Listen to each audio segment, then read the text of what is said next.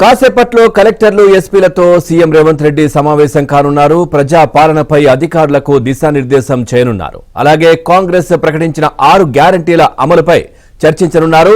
భూ సమస్యలు, కొత్త రేషన్ కార్డుల జారీ, మహాలక్ష్మి వంటి పథకాల అమలుకు సంబంధించిన అంశాలపై చర్చించనున్నారు.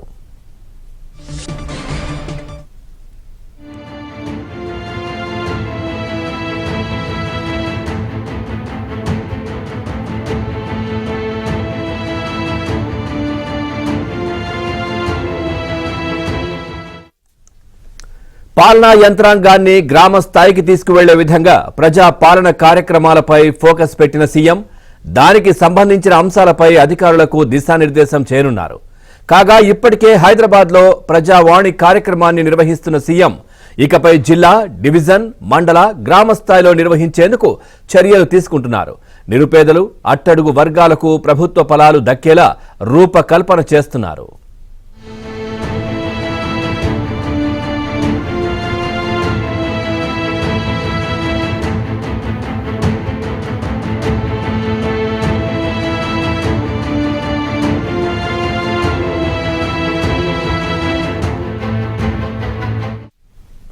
ఈ నెల 28 నుంచి జనవరి 6 వరకు ప్రజాపాలన, గ్రామ సభలు నిర్వహించనున్నారు. ఈ క్రమంలోనే గ్రామ పంచాయతీలు, మున్సిపల్ వార్డులలో రోజుకు 2 అధికారుల బృందం పర్యటించనుంది.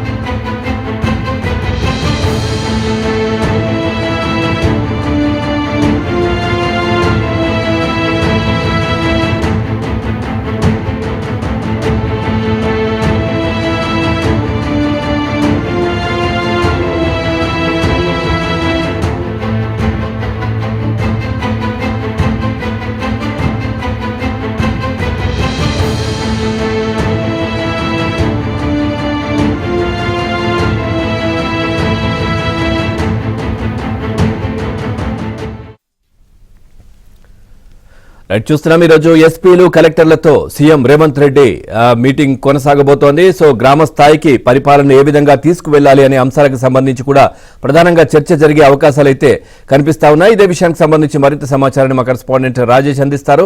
రాజేష్, మీటింగ్ కి సంబంధించి అప్డేట్స్ ఏంటి?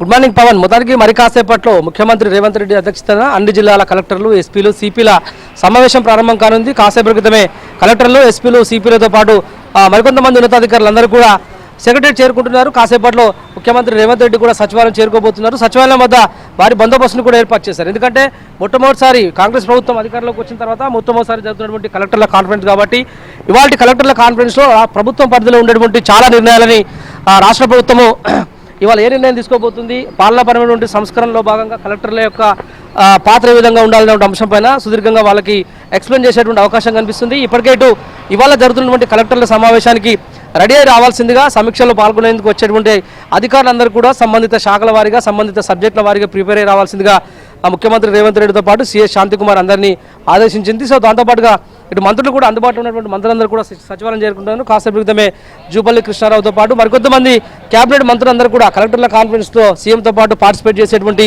అవకాశం ఉంటుంది.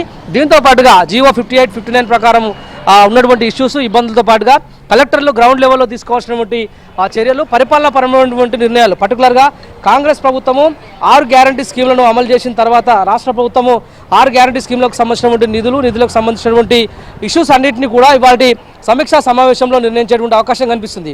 6 గ్యారంటీ స్కీమ్లను కనుక అమలు చేస్తే రాష్ట్ర ప్రభుత్వం పైన 1,00,000 కోట్ల భారం పడే అవకాశం ఉంటుంది. ఇప్పటికే ఈ 10 ఏళ్ల పీరియడ్లో రాష్ట్ర ప్రభుత్వం పూర్తిగా ప్రభుత్వ ఉద్యోగులకు రెగ్యులర్గా జీతాలు ఇవ్వాలని స్థాయికి బీఆర్ఎస్ ప్రభుత్వం తీసుకెళ్లినటువంటి విమర్శలు అయితే ఉన్నాయి. కాబట్టి సో పర్టికులర్గా రాష్ట్ర ప్రభుత్వం చేస్తున్నటువంటి నిర్ణయాలు ఏవైతే ఉన్నాయో ఈ నిర్ణయాలకు సంబంధించి గ్రౌండ్ లెవెల్లో 28వ తేదీ నుంచి రాష్ట్ర వ్యాప్తంగా అన్ని జిల్లా కేంద్రాల్లో ప్రజావాణి కార్యక్రమం నిర్వహించాలని చెప్పేసి రాష్ట్ర ప్రభుత్వం నిర్ణయించింది. కాబట్టి దీనికి సంబంధించిన విషయంలో కూడా ఇవాళ కలెక్టర్ల కాన్ఫరెన్స్లో ముఖ్యమంత్రి రేవంత్ రెడ్డి వాళ్ళకి దిశానిర్దేశం చేసేటువంటి అవకాశం కనిపిస్తుంది. దాంతోపాటుగా చూడొచ్చు, మనం విజువల్స్లో చూడొచ్చుకునే ప్రయత్నం చేయొచ్చు. మంత్రులందరూ కూడా ఒక్కొక్కరుగా సచివాలయం చేరుకుంటున్నటువంటి దృశ్యాలు కూడా మనం చూసేటువంటి ప్రయత్నం చేయొచ్చు. కాసేపట్లో రేవంత్ రెడ్డి అధ్యక్షతన జరగబోతున్నటువంటి ఒక కలెక్టర్ల కాన్ఫరెన్స్ కు సంబంధించినటువంటి విషయంలో సుదీర్ఘంగా సాయంత్రం వరకు చర్చ జరిగే అవకాశం ఉంటుంది. 58, 59 జీవో, అదేవిధంగా పెండింగ్ పనులకు సంబంధించినటువంటి విషయాలు రాష్ట్ర వ్యాప్తంగా ఉన్నటువంటి మిగులు భూములు పర్టికులర్గా బీఆర్ఎస్ ప్రభుత్వం ఉన్నప్పుడు రంగారెడ్డి, హైదరాబాద్, మేడ్చల్, మల్కాజ్గిరి జిల్లాలో ఉన్నటువంటి విలువైన ప్రభుత్వ భూములను అమ్మడం ద్వారా వచ్చినటువంటి ఆదాయాన్ని వెల్ఫేర్ స్కీమ్స్కి డైవర్ట్ చేసినటువంటి పరిస్థితి కనిపిస్తుంది.